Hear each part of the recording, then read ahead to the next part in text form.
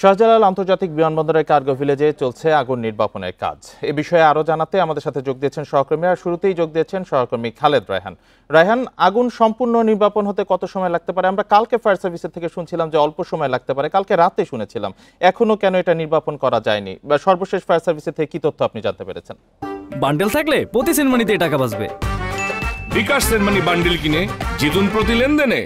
দেখুন, আমরা গত আধা ঘন্টা আগেও দেখেছি যে যেই জায়গাটিতে আগুন লেগেছিল সেখানে কিন্তু ধোঁয়া বেরোচ্ছে। তার মানে নির্বাপন করতে গেলেও যে এই ধোঁয়া বন্ধ না হওয়া পর্যন্ত কিন্তু পুরোপুরি নির্বাপন সেটি আসলে বলা যাবে না। সেক্ষেত্রে ফায়ার সার্ভিস কিন্তু সেই কাজগুলো করে যাচ্ছেন।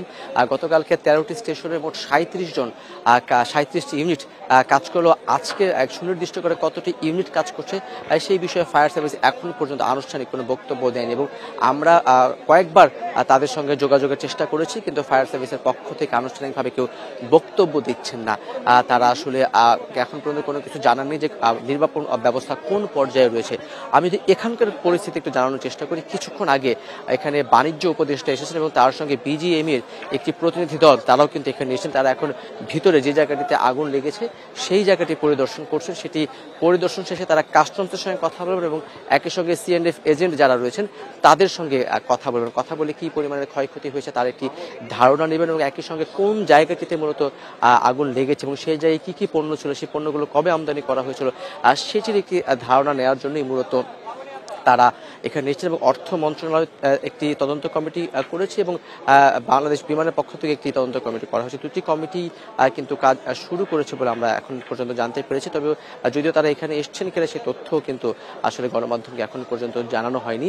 মূলত যারা বিভিন্ন ব্যবসায়ী রয়েছেন বা যারা আমদানিকারক রয়েছেন তাদের বিভিন্ন প্রতিনিধি দল বলা যায়, বিভিন্ন এজেন্ট, তারা কিন্তু এখানে বাইরে অপেক্ষা করছেন। এবং আমি যেটি বলছিলাম সকাল থেকে যে কোন অংশে অগ্নিকাণ্ডের ঘটনাটি ঘটেছে সেই বিষয়টি সুনির্দিষ্ট হওয়ার পর বা সেই বিষয়টি যারা এখানকার ব্যবসায়ী রয়েছেন এবং কাস্টমসে রয়েছেন তারা সুনির্দিষ্টভাবে জানানোর পরই কিন্তু এই বিষয়গুলো সামনে আসবে। এবং আরেকটি বিষয় হচ্ছে যে যেই তালিকাটির কথা বলা হচ্ছে সেই তালিকার ব্যাপারেও বিজিএমইর প্রতিনিধি দল যারা আছেন তারা এবং একই সঙ্গে কাস্টমসের সঙ্গে সমন্বয় করে তারা যে বৈঠকটি করবেন সেই বৈঠকের পরই হয়তো কি পরিমাণে ক্ষয়ক্ষতি হয়েছে সেই বিষয়টি হয়তো সামনে আসবে। এবং যে তদন্ত কমিটিগুলো করা হয়েছে সেই তদন্ত কমিটিতে হয়তো আগুন লাগার কারণ সম্পর্কেও সামনে আসতে পারে। এবং ফ্লাইট চলাচলের ক্ষেত্রে ফ্লাইট চলাচল স্বাভাবিক রয়েছে, তবে বেশ কিছু শিডিউল বিপর্যয় বা কিছুটা ভোগান্তির কথা কিন্তু আমরা যাত্রীদের কাছ থেকে শুনতে পাচ্ছি।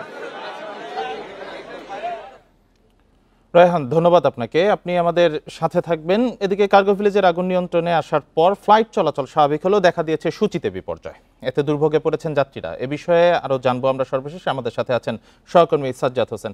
সাজ্জাদ, সূচিতে ঠিক কি ধরনের বিপর্যয় হয়েছে? ফ্লাইটগুলো তো যেগুলো আশেপাশে গিয়েছিল বা অন্য দেশে গিয়েছিল সব ফিরে এসেছে, কিন্তু সূচিতে বিপর্যয়টা স্বাভাবিক। এটা আসলে স্বাভাবিক হতে কত সময় লাগতে পারে, বা কবে নাগাদ স্বাভাবিক হবে, কখন নাগাদ স্বাভাবিক হবে, এ বিষয়ে কোনো তথ্য পেয়েছেন কিনা? কবে নাগাদ আসলে যে গতকাল থেকে যে ফ্লাইটের শিডিউল বিপর্যয় চলছে এই বিষয়টি কিন্তু এখনো নিশ্চিত করে এয়ারপোর্ট কর্তৃপক্ষ আমাদের কিছু জানায়নি। কিন্তু গতকালের যে থেকে যে অগ্নি দুর্ঘটনার কারণে যে ফ্লাইটগুলো বিপর্যস্ত হয়েছিল তা কিন্তু ধীরে ধীরে স্বাভাবিক হতে শুরু করেছে। গতকাল দুপুর যে ফ্লাইটগুলো ছেড়ে যাওয়ার কথা ছিল সেগুলো কিন্তু গতকাল মধ্যরাতে ছেড়ে গিয়েছে, এবং গতকাল রাতে যে ফ্লাইটগুলো ছেড়ে যাওয়ার কথা ছিল সেগুলো কিন্তু আজকে সকালে ছেড়ে গিয়েছে।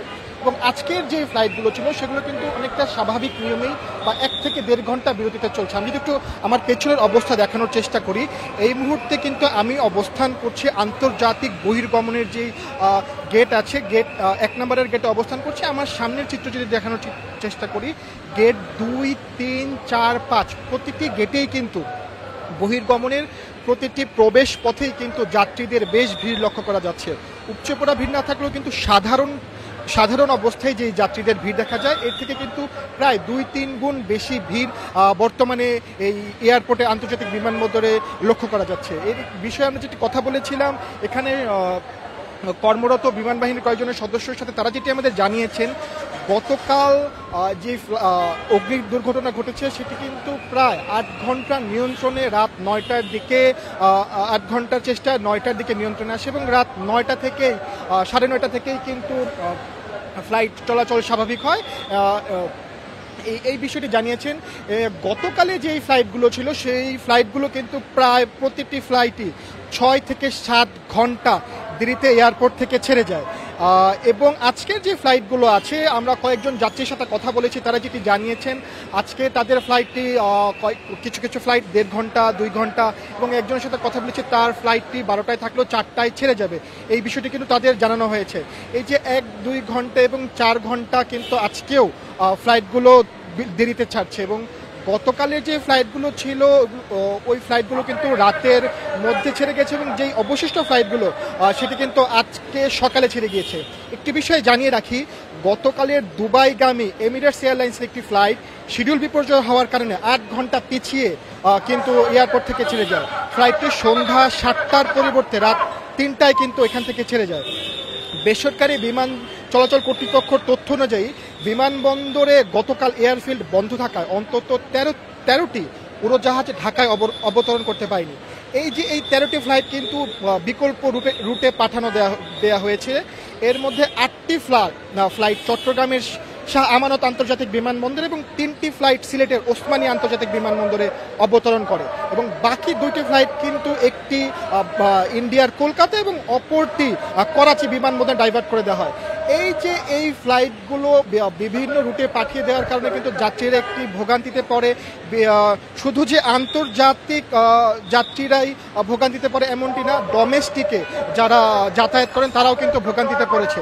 এর কারণটি হচ্ছে যে সকল বিমানগুলো গতকাল হজরত শাহজালাল আন্তর্জাতিক বিমানবন্দরে আসার কথা ছিল, সেই বিমান কিন্তু দুর্ঘটনার কবলের ফলে কিন্তু সেই বিমানগুলো শাহজালাল আন্তর্জাতিক বিমানবন্দরে অবতরণ করতে পারেনি। সেই বিমানগুলো কিন্তু দেশের বিভিন্ন বিমানবন্দর যেমন কক্সবাজার, সিলেট এসব অঞ্চলে অবতরণ করছে, যার ফলে কিন্তু অভ্যন্তরীণ বিমানগুলো কিন্তু চলাচলে বাধাগ্রস্ত হয়েছে।